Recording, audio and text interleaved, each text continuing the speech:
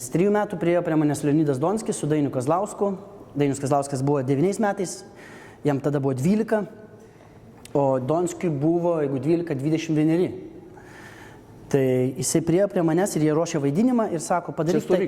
Jo, stovyklai, Žilvytis stovyklai. Ten visas mano gyvenimas praėjo, ten, tai viskas, kas įvyko, gražiausio gyvenimo, tai tenai. Ir tai Leonidas priėjo, sako, padaryk taip, tam. Aš padariau, sako, viskas, šitą įmam. Šiaip aš vaikas buvau baisus 3 metų. Jeigu manęs klausdavo, kaip Giedriuk mėgojus, sakau, šūdas ir viskas, daugiau nieko negalėjau štai. Nu tikrai labai prastas vaikas buvau. Bet Leonidas Donskis, jisai toj stovykloj, jisai padarė labai daug ir jisai, žinot, jisai augino tą jaunimėlį, jis mums davė skonį, tiesiog gyvenimą. Jis mums liepė klausyti Beatlus, ne tai, kad liepė, bet jisai savimi. Mes būdavom ne tai, kad priversti, bet mes eidavom prie to laužo, klausydavom Beatlus. Tais laikais jis leido jaunimui išsikelti trispalvę ir knygos, visas, aš atsimenu, net pavadinimai labai buvo keisti, aš mažas nesuprasdavau, nes visi būrių pavadinimai būdavo ten žvaigždutė, mūsų devizas šviečiam ir dar šviečiam. O jau buvo kažkokie Kentaurai, Eldorado ar dar kažkokie.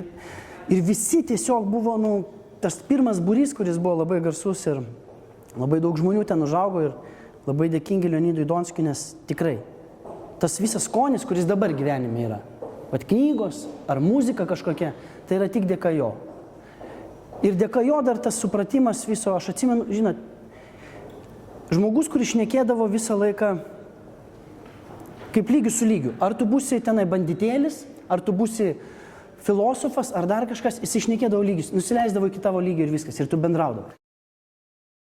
Aš esu aktorius per brūkšnelį šokėjas, nes aš baigiau aktorystę su šokiu. Aš baigiau pas Choliną, šokau pas Choliną dar 5 metus, bet kai suėjau į Kuprą ir viskas, atleido mane. Tiesiog. Ir pradėjau vaidinti, kažkaip Koršunovas pakvietė ir pas Koršunovą gal 11 metų jau dirbu. Bet šokį labai mėgstu. Šiuolaikinį šokį šokau, nes aš kai stojau, aš galvojau, kodėl neišmokus dar gyvenime dar vieno dalyko, nors aš niekad gyvenime nebuvau šokęs. Ir kai aš nuėjau į akademiją ir ten buvo stojamieji, aš niekada nelankiau šitų paruošiamųjų ten tų konsultacijų. Ir aš atėjau, sakau, viskas, aš šoksiu šokį, aš būsiu šokėjas. Ir ten mergos stovi tos iš baleto mokyklos su taip koja, va taip, pasiemusios. Sako, tu kur šokęs? Aš sakau, niekur. Kita koja. Sako, tai tu gal eik pasitampyk ar ką, aš nežinau. Aš nuėjau, aš atsimenu tokią rūkyklą viršui, pasitempiau tą nugarą skaudą, aš nieko nežinau. Ir pirmoji buvo ten pirmasis ten etapas, šiuolaikinis šokis. Ir sako, dabar darysime, atsimena, didžiąją kombinaciją, mane pastatė į priekį, didžiąją kombinaciją, transformacija bėgimiai, be emocinį kūną, nieko nesupratau, kaip šitą sušokti. Ir atsimenu, mane lydėjo Dainius Kazlauskas, aktorius, tai jis buvo raudonas iš gėdos. Paskui buvo klasika baletas, kur irgi atėjo, sako, dabar darysime Grand Batman, plie, Ron de Jean Parte, plie, Grand Batman. Viskas. Man sakydavo visi, kad Giedriau, tas jaunimas nebe tas. Jau sako, nevažiuok, nebe tas. Žinai, dabar vien kompai, ten visi šitie. Sakau, nuvažiavau ir man rodė, jiems nereikia tų kompų. Nieko nereikia. Vienas ateina pas mane, sako, aš pamečiau telefonas, kur reikia ieškoti. Tai kad prieš 3 dienas pamečiau, ką žinau, kur yra. Ten motinos skambina, ten per viršininką, mano sūnus jau 2 dienas neskambino, man tegul paskambina. Jis sako, ką žinau, kad neišjungtas telefonas. Nereikia nei kompų, nieko, nes ten nėra interneto, nieko nėra. O jie verkia tik tai tada, kai išvažiuoja vienas su kitu. Žinot, kas stovyklose buvo, tai ten. Tai ir taip, su jais kalbėjo to. Ir stengiasi kažkaip kalbėti, nes stengiasi pakelti juos. Taip, aš atsimenu ryte, tas, kai keldavo baisiausia, o kai Leonidas keldavo su gitara ir jisai keldavo su viena gražiausių dar išlikusių dainų. Atsimenu, toks filmas buvo rusiškas Vametainis Nilas, apie gražią meilę paauglių. Tai va šitą ir aš atsimenu šitą rytą melodiją, tu išgirsti viskas, tu keliesi ir eini. Arba atsimenu, lipu per langą pas mergas naktį. Žinot, taip lipu ir ten tie seni rėmai ir taip durys atsidaro ir aš užstrigau ir Donskis stovi. Ir jisai taip žiūri, sako, Romeo ir Džiuljeta. Ir uždarė. Tai tokio supratimo. Tai ne, aš nieko negaunu tenai. Gaunu maisto, Ir pakartot. Makaronų. Ir dar pakartot maistą gaunu. Taip. Užpilamų makaronų. Užpilamų, ten gaunu biguzo ir netikro zuikio. Tai va toks ten maistas. Bet su muštiniu gali 6 pasidaryti. Pas Koršunovą yra, ten kem 3 eurai yra vienas. Yra ir 50 eurų. Tai su visom repeticijom, su viskom? Nu taip, o taip. Nu tai vaidinam. Nu nėra ten žmonių, nes 60 telpa, tik tai mes neturim teatro.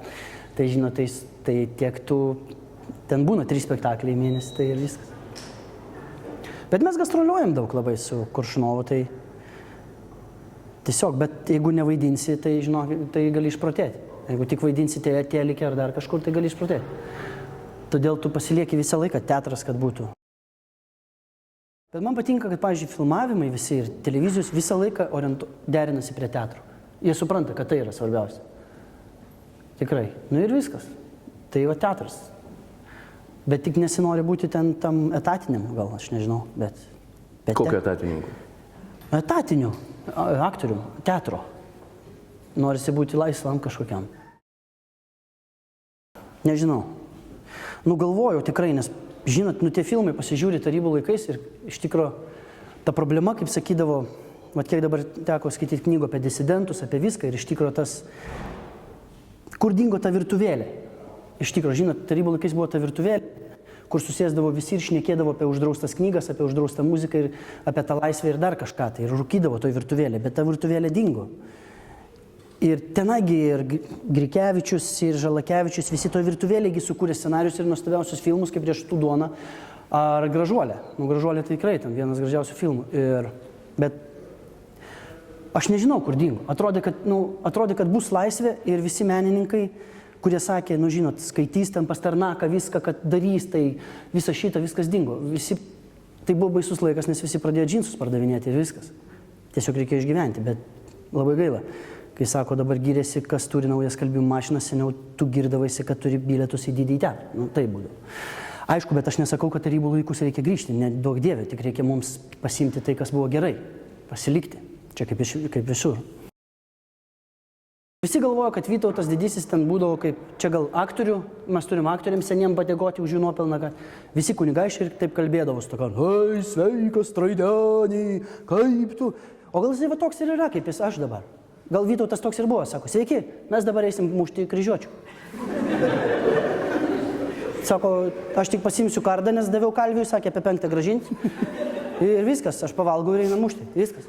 Jisai gal toks buvo. Niekasgi nežino ir žinot, nebūsi teisus, ar jis toks buvo ar netoks.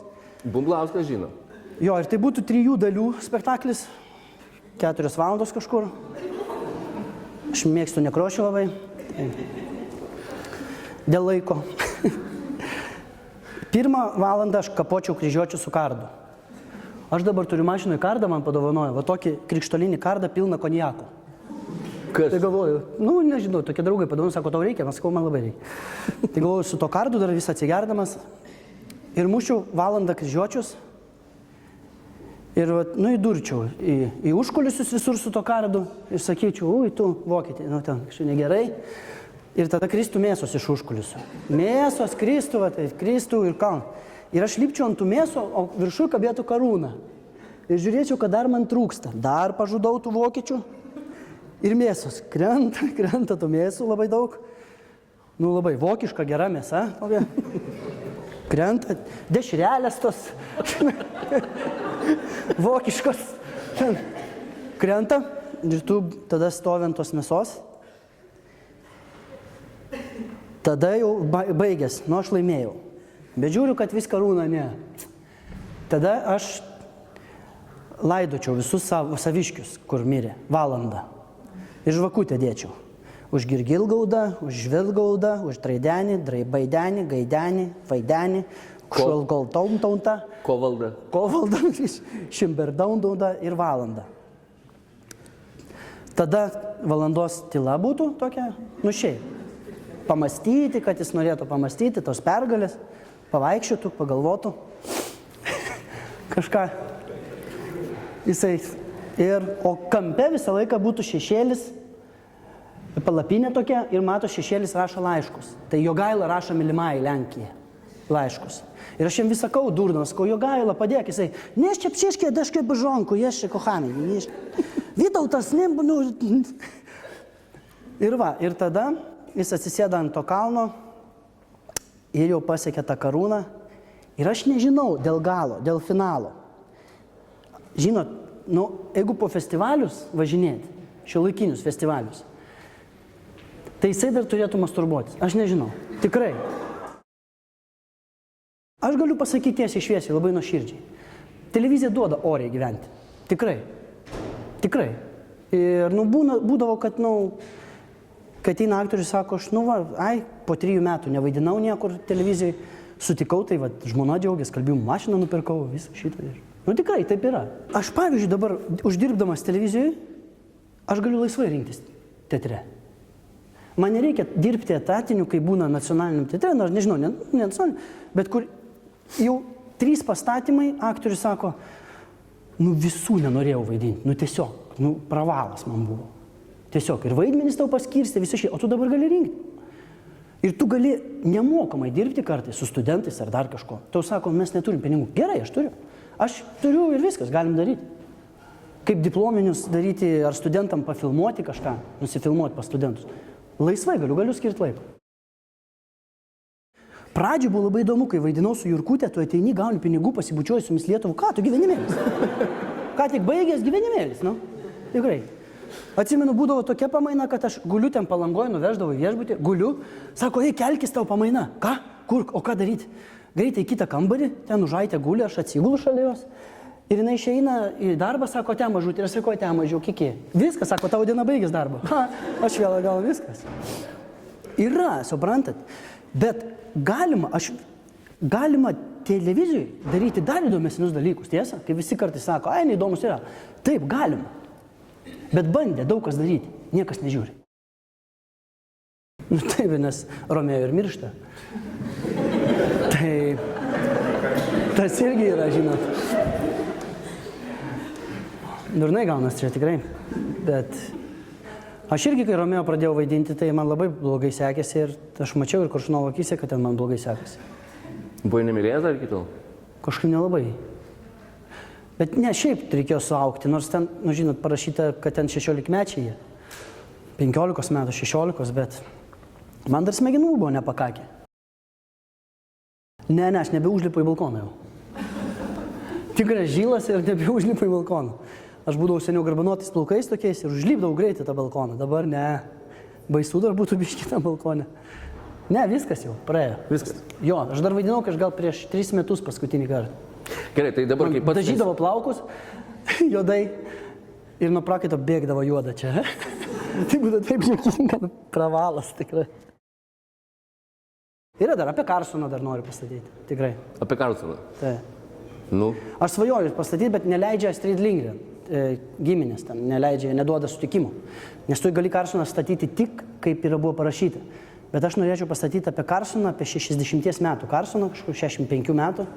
Kai propeleris jau nebesisuka, tiesiog surūdyja, ant sienos kaba daug mažylio pridovanotų propelerių, jis serga diabetų nuo uogienės ir tortų ir žiauriai mylėjo Frickenbok. Jie buvo vedę vienas kitą, susituokę ir vagis pas jį ateina ties kalbinių kartais pagerti. Ir mažylis advokatas labai gerai, sėkmingai.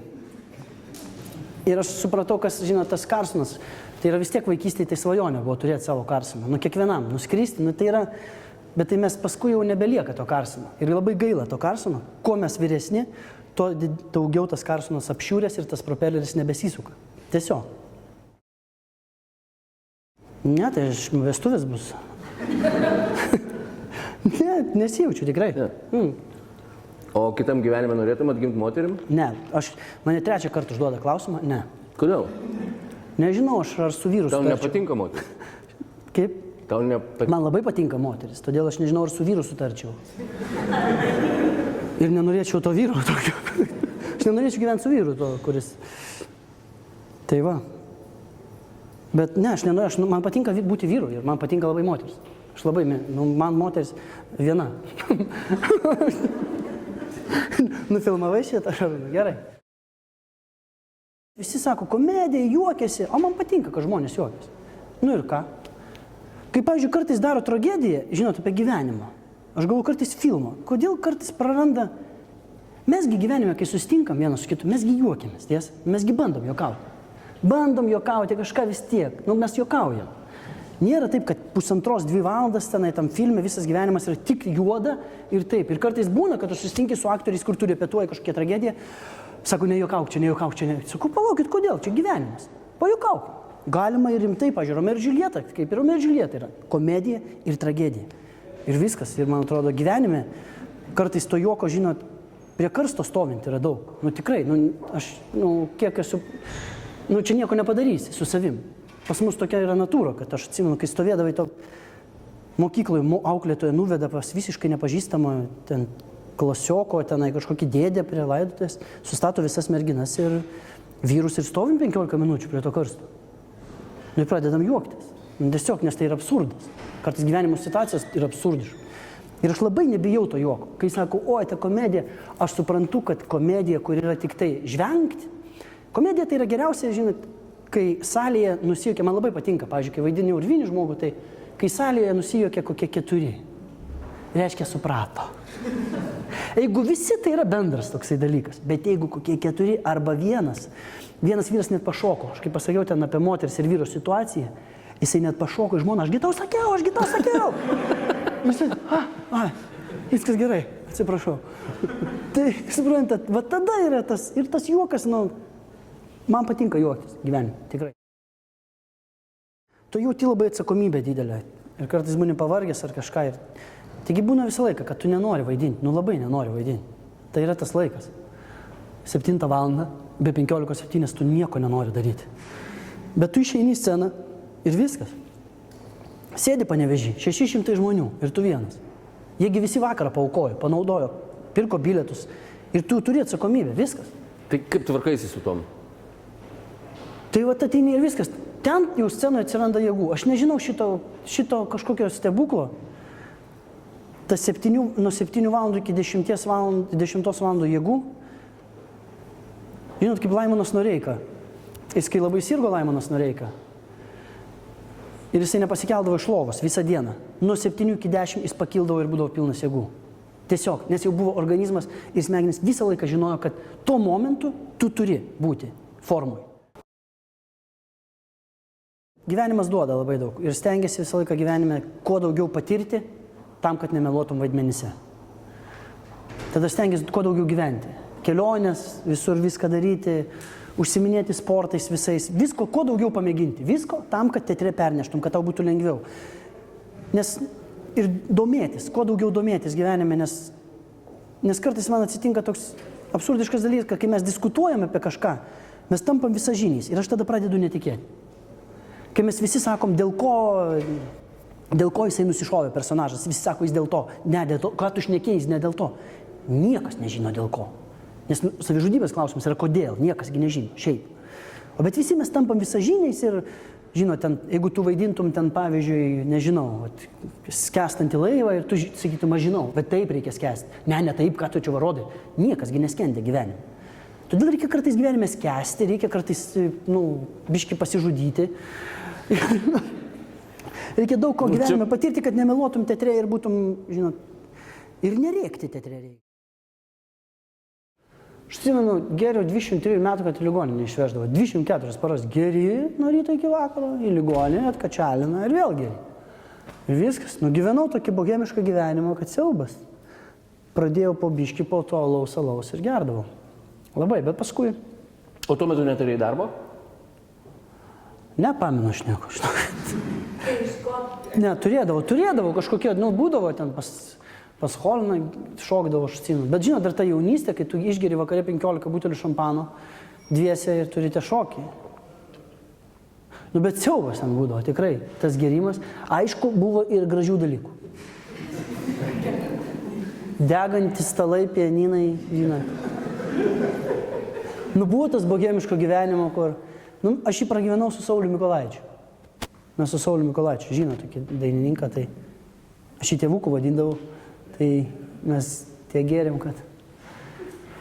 Gėriau ir baisu buvo, aš labai norėjau mesti gerti, žiauriai norėjau mesti gerti, aš supratau, kad tai yra problema. O kaip pavyko mesti? Aš žvynelinę susirgau. Visas kūnas žvynelinė išėjo. Visiškai, aš atsimenu, įsigandau, pradėjau verkti ir išeinu pavasarį ir ten. Sakau, brolis stovi, aš verkiu ir saulė šviečia ir galvoju, Jergutelio, ačiū Dievui tą žvynelinę. Viskas pasikeis. Pats brangiausias dalykas yra šeima. Daugiau nieko neturiu brangesnio. Mama ir brolis. Ir mano draugė, tai viskas. Nu, Agata. Agata, taip. Aš nieko neturiu brangiau. Man šeima, mama tai yra vis kažkoks stebuklas. Tai yra mano draudimas gyvenime. Aš labai, nes aš galiu klysti, ką noriu galiu gyvenime. Galiu nesisekti, blogai vaidinti galiu. Galiu kojas susilaužyti, bet visą laiką gali grįžti ir viskas. Aš turiu draudimą ir... Galiu viskom tapti. Niekad nesipyksti su mama? Aš galiu tapti kaip su moterim, viskom galiu tapti. Dabar, šiuo momentu, kai mama yra, tu gali viską, viskom būti. Nesipykstu su mama, kažkaip... Aš skambinu kiekvieną dieną. Kiekvieną dieną? Kiekvieną būna. Dieną nepaskambinti, bet paskui jau 2 kartus paskambinti. Su broliu santykiai nuostabiausi. Man patinka vyresnis brolis. Turėti vyresnį brolį tai yra kieta. Man dar dabar kieta, žinot. Ir aš žinau, kad visą laiką vyresnis bus. Jam kai bus 70 metų ir man bus ten 61. Tai jisai vis tiek man paneš kažką, kibirą ar dar kažką. Sakys, duok čia, nes aš visą šitą. Jis vis tiek man dar uždeda slieką ant kabliuko. Jis man vis tiek uždeda. Kad kiek man bebūtų, žinot. Dar gerai, kad benzą užpiltų, tai būtų šitą. Tai va. Tai ne, man labai svarbu šeima. Tiesiog. Tai yra, O tikrai, su mama jau vis tiek vyresnio amžiaus, apie ką jūs šnekatės, bendrą kalbą surandat, apie Romeo kalbatės? Ne, mama mano, jinai gali plepėti visas valandas apie futbolą, apie sportą. Jinai žino visus pasaulio futbolo čempionato rezultatus, gali pasakyti kelintais metais, kas ką įmušė. Jai 702 metai. Nes jos yra 3 seseris ir jos yra išprotėjusios dėl sporto. Viena ten kviečia greitai naktim, nes Formulę 1 žiūri. Niekada nesupratau, jai širdį ten būna, pulsas pakyla. Ir paskui jos ten eina į krepšinį visos 3, grįžta prarėkusiais balsais, viena 84, kita tai va tokios visiškai vežu jas ir jas ginčiasi ten. Tu žinai, kiek Bekemas uždirba, ką su, kad 5 000, tu durna 5 milijonus, eik tu iš kur, sako, pažiūrėk, kokie jau bucai, tai žinai. Tai man labai smagu, kad žmonės, mano mama per visą čempionatą buvo vėliava dabar pakabinta Vokietijos ir viskas, ir mama kambariukė užsidarys. Ir viskas žymėsi, viskas tas futbolas yra kažkas tai tokio. Tai vad gali. Mano mama man patinka, nes 703 metų, bet jinai viską žino. Kas yra Depeche Mode, kas yra Britney Spears ir viską žino. Kas Timberlake, kas yra, jinai gali viską pasakyti. O tu žinai? Buvo biškį etapas, kur nebuvo santykių. Tiesiog. Mama turėjo bėdų po tėčio mirties. Turėjau tą etapą, kurį nemačiau mamos tiesiog. Nes tėvo nebuvo ir mama tiesiog pasidavė. Tiesiog. Bet paskui jinai išėjo į Minnesotą ir sutvarkė. Kokį 10 metų. Vat, tai buvo. Nebuvo jos. Jinai buvo, bet nebuvo to, ko man reikėjo. Kažkaip. O po to dabar gražiausi santykiai yra tikrai. Tada nieko nebuvo. Tiesiog brolis buvo. Ir viskas. Tai tu praktiškai ir užaugai toje stovykloje? Taip, stovykloje aš užaugau. Ačiū labai viršininkui Kalvaičiui, kuris man visą laiką nemokamai aš galėdavau važiuoti į tą stovyklą ir būti visą vasarą ten, žinot. Ir valgydavau, ir mama kartais ten valytojo dirbdavo. Po to, prieš tai jinai, tik tėtis buvo, visiškai tai dirbdavo ten ir sandėly, viską. Kažkada pasakiau per radiją, kad labai norėčiau perplaukti Atlantą su jachta. Kitą dieną skambino kapitonas, sako, labas, girdėjau, nori plaukti. Sakau, taip, jau bijau. Jau atsargiau. Jau atsargiau, sakau, taip. Tai viskas, plaukiam. Kada? Gali? Aš pasižiūriu, galiu. Gerai. Ir tada sėdom į tą jachtą Karibose ir plaukiam su Amberseilu. Ten tą visą mėnesį. Juokinga pradžiai viskas buvo. Žiūrėjau, ten plauki. Nieko nematai, lenta plaukia. Ir kažkas sako, žiūrėkit, lenta. Ir visi, o, lenta. Ir tada, iš kur ta lenta, kodėl ta lenta, kas ta lenta. Ir ten buvo 2 merginos, kurios ir jau mus nudaužydavo labai ten, tas laivas daužo, ten viską plauki, tu vairuoji naktį, ten visą, o jau taip, vyriškai, faina. Ramūnas Greičius operatės plaukia, jau jam išvis kaip čia gerai, mes taip duodamės. Ir taip vis, gal tokių audrų gerai būtų, dar tokių stipresnių. Merginos tai iš vis viena, tai viena ten 3, taip, viena 3 paras gulėjo ten su leksotaniliu. Ir Azoruose išlipo į skrydą. Ir tada prasidėjo. Nu tikrai, žinokit, nu, kai dabar prisimenu, tai juokas ėmė. Bet po to dar 3 mėnesius neėmė. Mes kažkaip nespėjom išplaukti, mes turėjom į krantą ir sakė, arba pateksim į tą audrą, į uraganą, arba nepateksim. Nu ir patekom, ten, aš nežinau, 26 metrai vėjo sekundė, 45 mazgai ten, ar kiek ir, nu, ir viskas. Ir tas laivas va taip, ten 8 metrai bangos, ir viskas. Ir tu laikai naktį tave yra jausmas visada, kas 5 minutės, kaip tave įdėtų į dėžę ir iš 3 aukšto mestų. Ir vadai, smegenys tiesiog, arba išmesdavo į orą ir taip, kaip šliūrė tą, susidaužai visas. Viduj sklydo vienas žmogus apie 110 kg per 1 sekundę per visą jachtą. Nu ir viskas, ir tai yra 2 paros. Ryte nurimsta ir dar vėl. Ir tu sėdi, ir viskas. Ir aš sėdžiu su kaskadininku, su tokiu kaskadininku Sauliuku. Nu, ne, Sauliukas kaskadininkas, nu jisai iš 9 aukšto šoka ant degančių arklių. Tai jis nu nieko neturi bijoti. Jisai sėdi, suprantat, mes vienoj pamainoj, o tu vis sako, Giedriau, ką man pizdės? Aš sakau, nu šiko kelnes, nu tikrai, nu viskas, nu baisu. Tai čia kaifas tas, ne? Tas kaifas, už kurį susimokė labai daug. Tai, ir žinot, nu ir tu vairuoji tą, jauti atsakomybę, nes kitigi miega tenai pačioj, atseit miega. Bet niekas nieko nei žodžio nesako, nieks į tualetą nevaikšto. Nes į tą tualetą ten vaikščiat jau per mažesnį audrą būdavo, nu siaubas ten, tas žinot, kamurkė atsisėdi, tą koją įsirėmi tenai visas činkai, tą popierių pasiėmi ir tik tai laivas,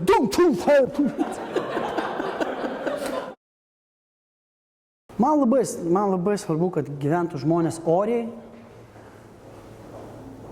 pagarboj kažkokioj. Man labai svarbu, kad vyresni žmonės, kad nepradirtum 30-40 metų atidavęs viską ir paskui tu netaptum niekam nereikalingas. Man tai, žinot, dabar yra visur, viskas yra į vaikus orientuota labai, bet man tai senų žmonių kažkaip labai.